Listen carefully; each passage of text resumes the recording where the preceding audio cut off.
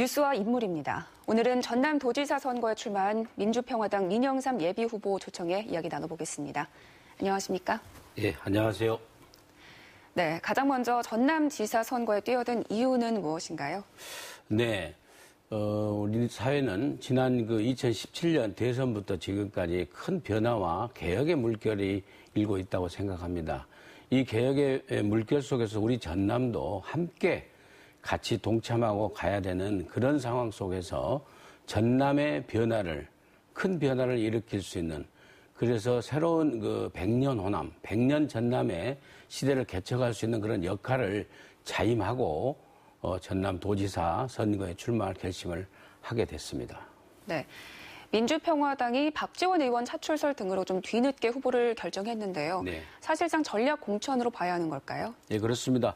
사실상 전략 공천이라고 할 수 있겠습니다. 우선 경선 절차 과정도 없었고요. 우선 당에서도 이제 저희 민주평화당에서 어떤 이 변화의 바람을 같이 함께 할 수 있는 그런 후보, 그리고 또 당을 어려운 상황 속에서 당을 좀 살려낼 수 있는 그런 후보, 새로운 인물이라고 할까요? 이런 후보를 찾다 보니까 박지원 전 대표께서 사실상 이제 어떤 상황 속에, 여러 가지 상황 속에서 출마를 할 수 없는 그런 양보라고 할까요?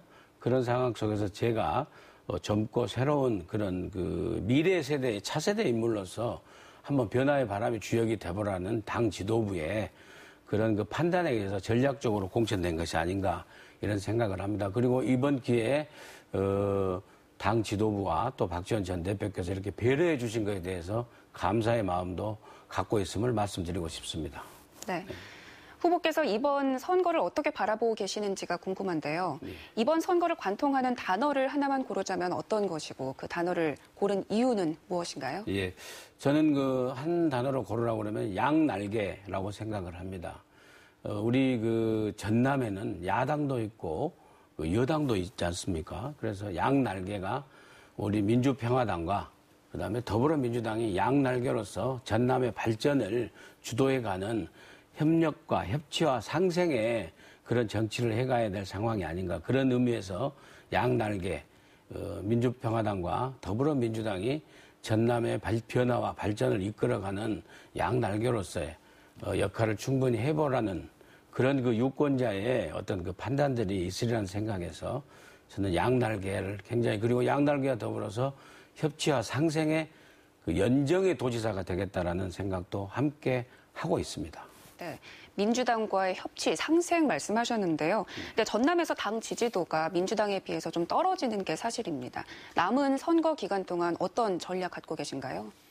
예, 정당 지지도하고 우리가 정당이 막상 선거에 돌입하다 보면은 정당을 보고 하는 묻지마 성향이 있기도 하지만은 또 때로는 인물을 보고 정당과 후보를 분리해서 생각하는 그런 선거들도 종종 있어 왔음을 우리가 많이 보아왔습니다. 특히 우리 호남의, 전남의 정치의식이 높은 호남 선진 대중들의 눈에서는 반드시 정당을 보고 묻지마 하는 투표가 아니라 인물을 보고 전남을 제대로 이끌어갈, 전남의 변화와 혁신을 이끌어갈 담대한 그런 도지사 후보가 누구인가를 판단할 수 있는 높은 의식 수준의 눈이 있다고 저는 생각을 합니다. 그래서 한마디로 말씀드리면 인물론으로 유권자 여러분들께 다가갈 생각입니다.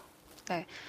그런데 민주평화당의 공천이 확정된 순간부터 SNS에서 김정숙 여사나 고 노무현 전 대통령에 대한 발언 진위를 놓고 막말 후보다 이런 이야기가 나오고 있습니다. 이거 사실관계가 어떻게 된 건지요?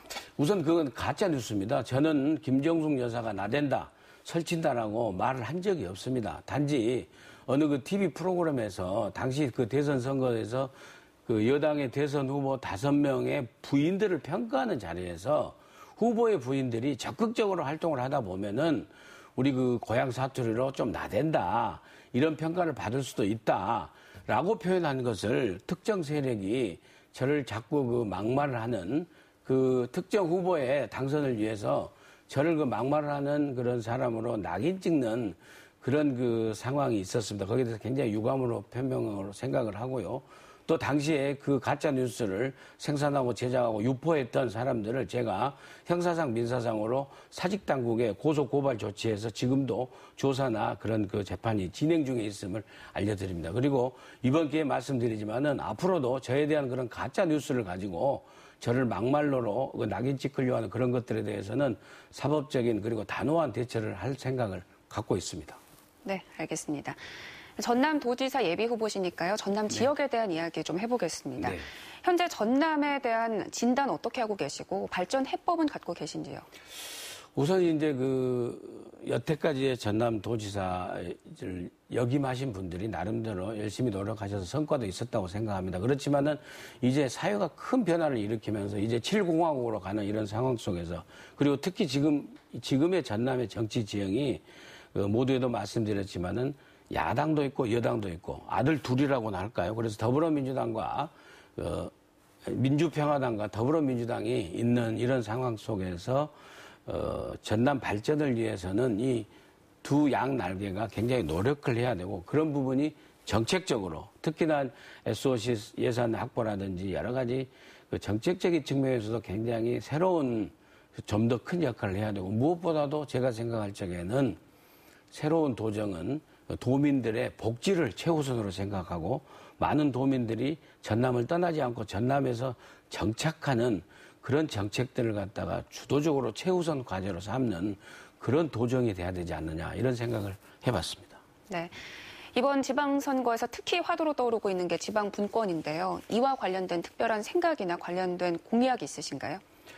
예, 지방분권에 대해서는 우선 중앙정부에서 그 개헌을 통해서 그리고 법과 그 제도를 통해서 중앙정부하고 이 지방정부가 확실히 유기적 관계를 가질 수 있는 그 지원체제가 정립돼야 된다고 생각을 합니다. 그리고 지방정부라고 하는데, 현재는 지방자치단체라고 하지 않습니까? 그 지방정부 수준에서의 지방분권이 이루어지기 위해서는 그런 법과 제도의 정비와 더불어서 지방자치단체, 이 지방정부 자체에서도 굉장한 노력을 해야 된다. 그리고 지방자치단체 안에서도 광역단체와 그 다음에 기초단체가 함께 노력하는 유기적 그런 노력의 그 필요성이 있다고 저는 생각을 합니다. 네. 네, 마지막 질문 드리겠습니다.